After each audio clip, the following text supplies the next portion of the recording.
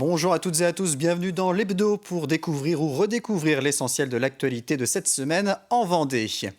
Le village du Vendée Globe ouvre ses portes ce samedi. Pendant 3 semaines, le public va pouvoir découvrir les 40 IMOCA installés au ponton à Port-Olona, mais aussi plonger dans l'univers de ce tour du monde à la voile en solitaire avec 38 mètres carrés d'exposition. À l'occasion de cette 10e édition, les organisateurs mettent à l'honneur les anciens vainqueurs, mais ils mettent aussi en avant la préservation de l'environnement. On retrouve sur place Florian Wozniak. Oui, nous avons eu en effet la chance d'être présents ce matin en avant-première pour l'ouverture du village du Vendée Globe. Et je suis en compagnie d'Alain Leboeuf, le président du Vendée Globe. Alors dites-nous, cher président, quelle est la tonalité que le Vendée Globe a souhaité donner à ce village 2024 ?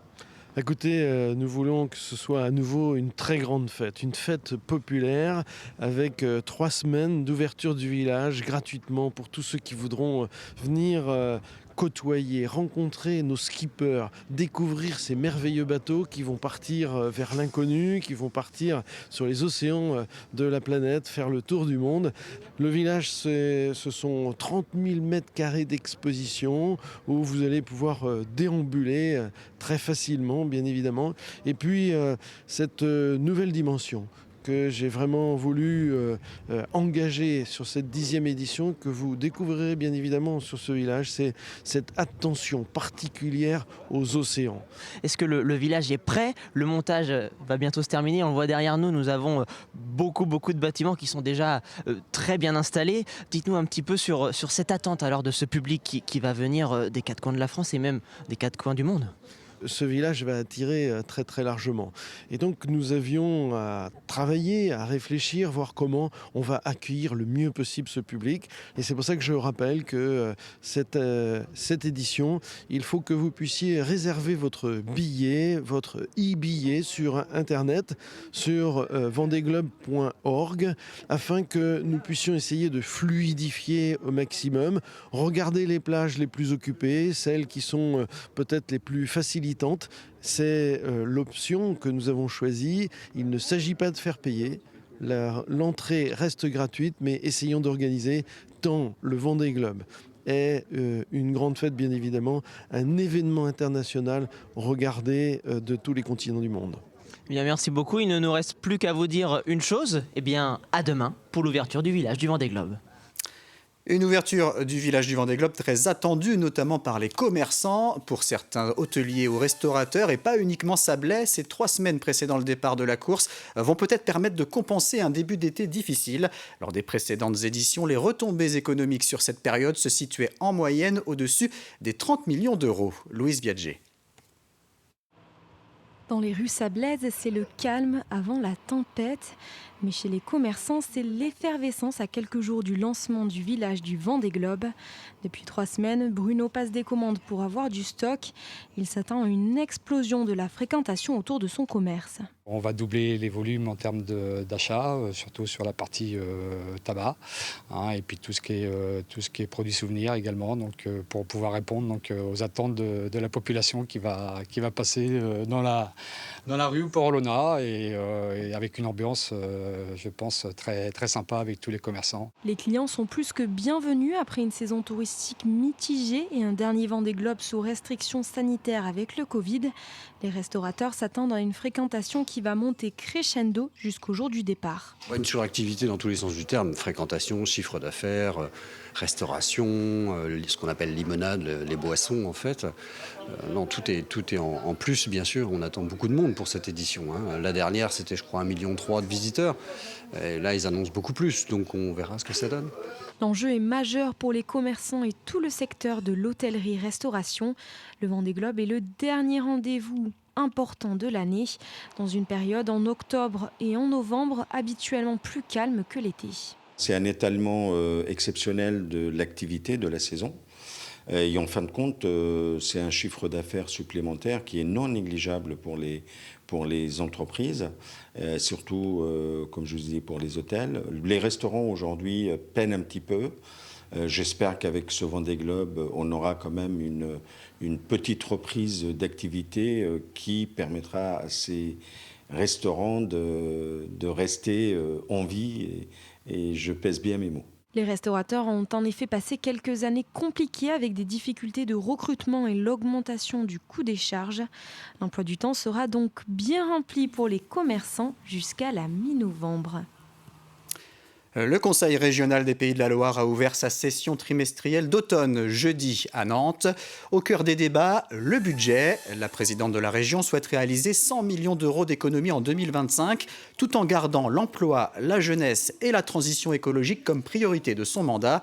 Christelle Morancet a notamment confirmé la création d'un campus sur les énergies durables, présenté au printemps dernier.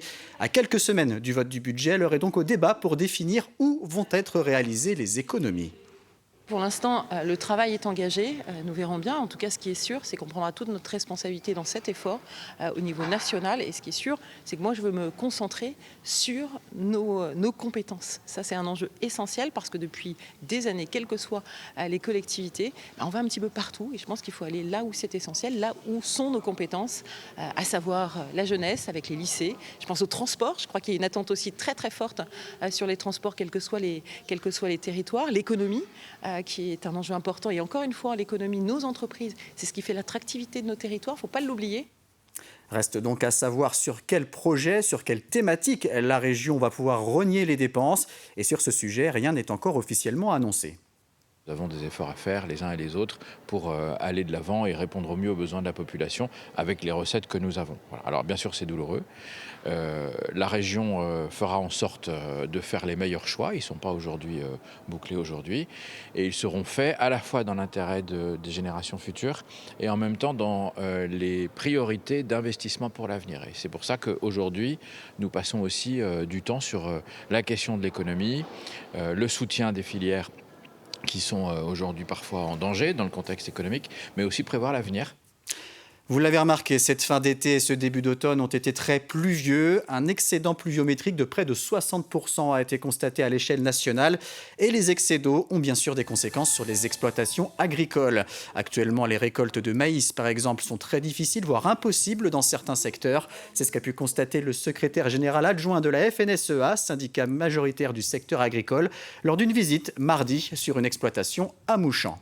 C'est vraiment sur l'ensemble de notre territoire français qu'on a ces difficultés climatiques.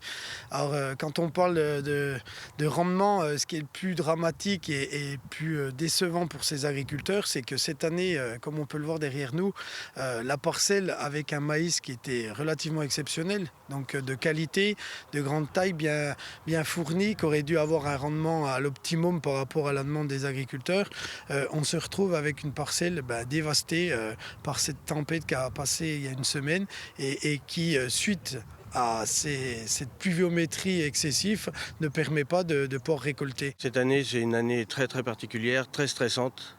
On a eu des gros problèmes pour ensemencer déjà la céréale à l'automne 2023. Donc on n'a pas pu mettre en place tout ce qu'on voulait. Les rendements, c'était très médiocre. Et là, la mise en place des maïs, les semis de maïs, ça a été fait chez nous qu'au mois de juin. Et là, on avait un bon potentiel et donc du coup, il y a eu les intempéries. Et là, on se retrouve avec la moitié de la surface complètement couchée par terre. Donc on a réussi à récolter une partie dans des conditions très médiocres. On a passé beaucoup de temps.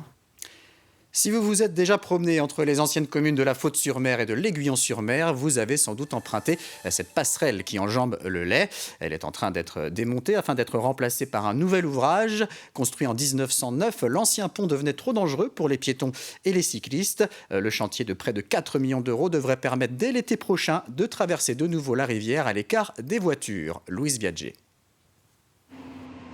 C'est un chantier hautement symbolique, celui de la nouvelle passerelle à l'Aiguillon-la-Presqu'île. Dédiée aux piétons et aux vélos, elle relie les deux anciennes communes de l'Aiguillon-sur-Mer et de la Faute-sur-Mer. L'ancien pont devenu dangereux a été démoli, mais la population avait montré des résistances. c'était une douleur, une véritable douleur pour la population, et pas que pour la population qui habite l'Aiguillon-la-Presqu'île, mais aussi par tous ces amoureux de notre territoire qui sont venus, en tous les cas, à travers le siècle dernier et puis le début de ce siècle, par centaines de milliers, parce que ça représente des centaines de milliers de personnes qui sont venues ici, qui ont pêché ici à partir de ce pont, qui se sont promenés, qui ont fait du vélo sur ce petit pont, et qui sont même déclaré leur flamme sur ce petit pont. L'enjeu est donc grand pour répondre aux attentes de la population locale, aux touristes et aux pêcheurs. La mobilité est l'une des priorités de la région qui investit 2 millions d'euros dans le projet. Ça fait plusieurs années, le départ a été fait par Bruno Retailleau, qui était président de la région à l'époque. Mais il y a un travail, il y a eu des réunions de travail où on a échangé sur pour garder cette symbolique. La future passerelle sera végétalisée et aménagée pour s'adapter aux usages des piétons et des cyclistes. Le chantier lui-même est ainsi ambitieux et difficile puisqu'il faut s'adapter à l'environnement. Puisque nous travaillons avec des marées, nous travaillons aussi avec des pêcheurs qui doivent passer chaque jour. En même temps, il nous faut déconstruire, puis construire. Donc techniquement, nous savions que nous devions faire appel à des entreprises très expérimentées, capables de réaliser ces travaux dans des temps très limités aussi. Je voulais que nous puissions commencer dès une fin de saison pour avoir fini la totalité des travaux pour la saison suivante. La nouvelle passerelle devrait être accessible en juin 2025. On s'intéresse maintenant au tufting. Cette nouvelle façon de tisser connaît un grand succès sur les réseaux sociaux. À l'aide d'un pistolet et d'un rouleau de laine, il est possible de réaliser des créations uniques sur une toile tendue en choisissant librement les motifs selon les inspirations. Le tufting est devenu la passion d'une Herbrettaise qui commence à se faire remarquer sur Instagram. Mathis Pires est allé à sa rencontre dans son atelier. Non, ce n'est pas un bruit de machine à coudre, mais plutôt de tufting. Et cette pratique cartonne sur les réseaux sociaux. Une tendance qui n'est pas passée inaperçue chez Sarah. Munie de son tufting gun, elle crée tout ce qu'elle veut. Des tapis à la décoration murale. Alors là, c'est une décoration murale et je suis à la lettre S. Et c'est dans le thème de la forêt. Et le S, ça représente le thème du petit lapin. Des designs de toutes les formes et de toutes les couleurs. Si la pratique peut paraître facile, en réalité, ça demande beaucoup de patience et de minutie. Sur une création comme ça, on est à peu près à 1 heure et demie. Et on a aussi une étape de finition qui dure également 1 heure. Donc je dirais 2 heures et demie pour cette création murale. C'est pendant le confinement que Sarah se découvre une passion pour la laine. Depuis, à ses heures perdues, elle s'occupe de son nouveau business, ludique. Je suis tombée sur le tufting. C'était des Américaines en fait qui faisaient des tapis, des coussins, plein de trucs. Et j'ai voulu absolument en faire. C'était devenu une obsession. Et c'est toujours une obsession. C'est la satisfaction en fait de créer quelque chose de beau. Le faire, c'est hyper satisfaisant. Ça vide l'esprit en fait. C'est ça que j'aime bien dans le tufting. Et aussi la création finale. À l'avenir, Sarah envisage de proposer des ateliers initiation au tufting pour créer soi-même ses propres tapis. On termine avec des images de cette randonnée organisée il y a quelques jours aux Herbiers. Les participants avaient tous un point commun. Ils sont papas d'un enfant malade ou handicapé. Depuis plusieurs années, l'Office chrétien des personnes handicapées organise cette rando des papas simultanément dans 12 départements. Aucun exploit sportif au programme, mais plutôt l'occasion de prendre l'air, de se réunir, d'échanger et de s'épauler. Là, nous partons donc du petit bourg des Herbiers jusqu'au Mont des Alouettes, avec des points d'arrêt, avec des questions qui sont posées sur un thème ou un autre pour pouvoir approfondir un petit peu et puis trouver le positif. On va même remettre les médailles parce qu'on est un petit peu dans les Jeux paralympiques. On va remettre des médailles à nos enfants parce que c'est pour eux qu'on est là ce matin. On est là pour eux et on va trouver, ils sont champions, toujours champions quelque part. Donc on va trouver le lieu où ils sont champions pour leur remettre cette médaille après en arrivant ce soir. Là, on est dans la nature, on marche tranquillement, puis on parle de sujets d'autres, puis d'un seul coup, il y a quelqu'un qui va s'ouvrir, qui va donner des indications qu'il n'aurait pas données autrement, quoi. On est simplement entre nous, on discute, c'est vrai qu'on est plusieurs à bien se connaître, mais c'est dans un autre contexte, voilà, tout simplement. C'est la fin de cet hebdo. Merci de l'avoir suivi. Je vous souhaite un excellent week-end sur TV Vendée.